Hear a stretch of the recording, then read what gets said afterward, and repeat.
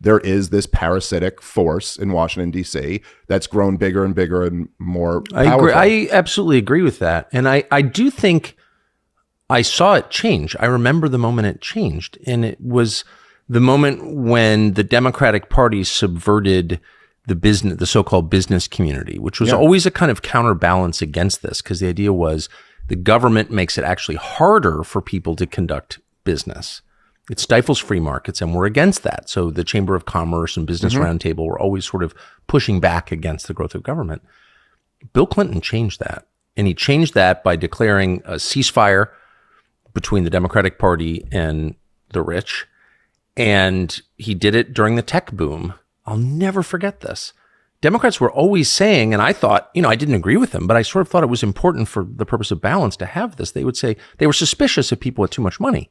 There's too much power. Like, what about the value of labor? Right. You got the value of capital, the value of labor. They're kind of in conflict with one another, and we're on the side of labor. All of a sudden, Bill Clinton's like, no, there's nothing wrong with being, making $1 billion at 32 for creating an app, running Webvan or eToys or Pets.com. Doorknobs.com. Like, it was just everything you could think of. Totally. And it was so smart. He did it for the purpose of fundraising. And all of a sudden, the Democratic Party became far richer than the Republican Party. And all the formerly Republican leafy suburbs around the country, Greenwich, Connecticut, and McLean, Virginia, they all went left, actually. Yeah. It was brilliant and evil. But its effect was to completely wreck the country because there was no counterbalance against power at all. Yeah. So once the government, the people with the nuclear weapons, and business, the people with the largest bank accounts, are aligned, that leaves everybody else like, who's defending them? Yeah. And then you said something last night when we were having dinner that I thought was so interesting. I was thinking about it after we left, but you were talking about how, like, traditionally the rich people were in suits and ties. Yes. Right? And then, your uniform matters. I mean, that's why we have uniforms. Right. And that's why the bus driver wears a uniform, and your airline pilots have their stupid outfits, and your stewardesses are dressed up like they are, because it says a lot about their role in your society. And rich people used to spend a lot of money on clothes. And the whole point of that was to say, we're rich, we're in a separate class. And that comes with tons of advantages, but it also comes with obligations. Noblesse oblige was a thing. And all of a sudden in the 90s, you notice the richest people in America start dressing, in like t-shirts and hoodies. And like, what's the message of that? And the message of that is we're just like you, which is another way of saying we have no obligation to anyone but ourselves. Actually, we don't owe you anything. And it comes out of this mindset that they do have, and I know them, of course, well, so I know that they feel this way, that we're the richest because we came up through this credentialing system that we claim is a meritocracy, and we won all the prizes because we're superior. It's something. It's so fascinating. This is why I don't like chess and why I prefer backgammon, because backgammon has probably 30 or 40% of a luck element to it, just like life. Right. Just like life. Like, why didn't I get leukemia and die at 5? Tons of 5-year-olds do. I don't know, but I should be grateful for that. So, like, I've been relatively successful in my stupid little category. That's not all my doing. Like, be magnanimous about it. Well, this is why I was thinking about that, because I think it's such a good point, because there is something kind of counterintuitive to it, where you'd be like, oh, but if they're dressing like the people, then maybe they'd feel more connected to the people. No. But in fact, it's actually the opposite, because it reminds me in a way, this is what I was thinking about literally last night in my hotel. I was thinking about you making this comment, and it was reminding me of when the lockdowns first started, and there were all the celebrities would come on and be like, we're all in this together. And you're like, Ellen DeGeneres, you're in a mansion.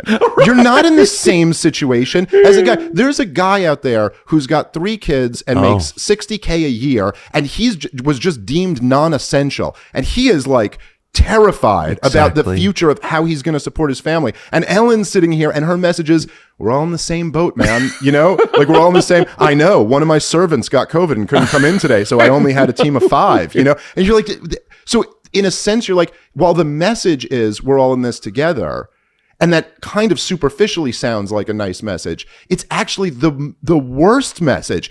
A much better message would be to acknowledge that I'm not in the situation that you're in at all. That for me, it's actually fine to be locked down. But if you're in the leadership class, you have, and I mean, I've been in it my whole life, I know, you have a moral obligation to admit it. Yes. Because once you admit it out loud, then you realize there are, massive benefits to it, but there are also massive obligations to it. They're shirking their duty. That's right. That's what they're actually doing. And that's actually the opposite of being noble.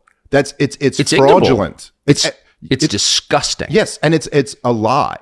Your whole thing is based on a lie. Disgusting. It's Sam Bankman-Fried. Of course. Right? Oh, I just drive like a shitty little Toyota. It's like, oh, actually, you're defrauding. Michelle millions of Obama goes people. to Princeton for free. Yeah. And has been in the ruling class her whole life. Yeah. And she's still lecturing you about how she's a victim of racism. Hillary Clinton, exact same thing.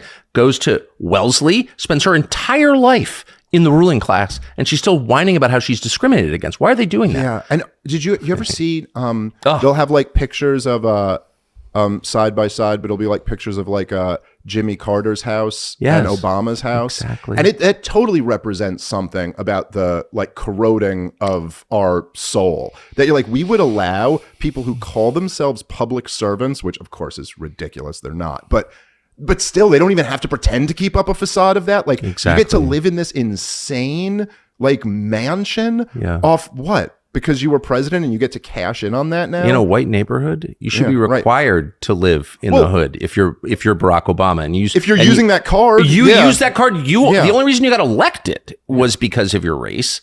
You spent your entire 8 years inflaming race hate in our country, and then you go to Martha's Vineyard, the whitest zip code in the world? Not allowed. Yeah. You're not allowed to do that. Well, it also, I mean, it did so much damage. His inflaming racial hatred. And I'll say after, Barack Obama's campaign in 2008, first of all, it was just leaving how you feel about the guy aside, it was an amazing campaign. It was unlike anything that had ever been run before. It was genius.